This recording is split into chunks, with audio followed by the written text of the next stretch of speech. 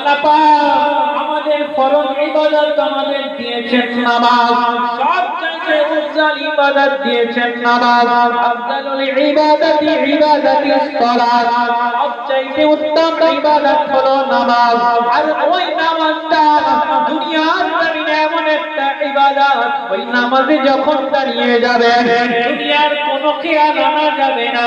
কিন্তু না আমার আল্লাহ পাক তার হাবিবকে কোনো অবস্থাতে একা ছেড়ে দেননি। আমার আল্লাহ বলেন যেখানে আমার নাম সেখানেই আমার হাবিবের নাম, যেখানে আমার প্রশংসা সেখানেই আমার হাবিবের প্রশংসা। বান্দা তুমি নামাজ পড়বে, নামাজের আগে আযান দেবে, ওই আযানে আমার হাবিবের জিকির স্মরণ তোমায় করতে হবে। যদি তুমি না করো ওই আযান শুদ্ধ হবে না।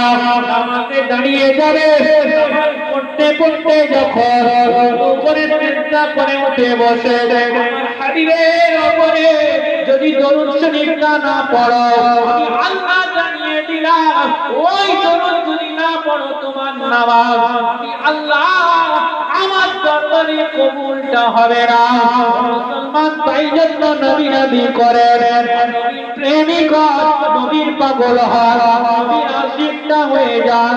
আমার আল্লাহ পাক পরিষ্কার জানিয়ে দিলেন কুনতুম তুহিব্বুনাল্লাহ ফাত্তাবিউনি ইউহিব্বুকুমুল্লাহ ওয়া ইয়াগফির লাকুম যুনুবাকুম ওয়াল্লাহু গফুরুর রহিম। আল্লাহ পাক জানিয়ে দিলেন আমার হাবিব আপনি বলে দিন, আপনি জানিয়ে দিন আমি আল্লাহ আমার ভালোবাসা হতে চাই। ফাত্তাবিউনি, তারা যেন হাবিব আপনার ইত্তিবাটা করে। কি হবে? আল্লাহ আমাকে ভালোবাসাটা হয়ে যাবে, আমায় ভালোবাসা হয়ে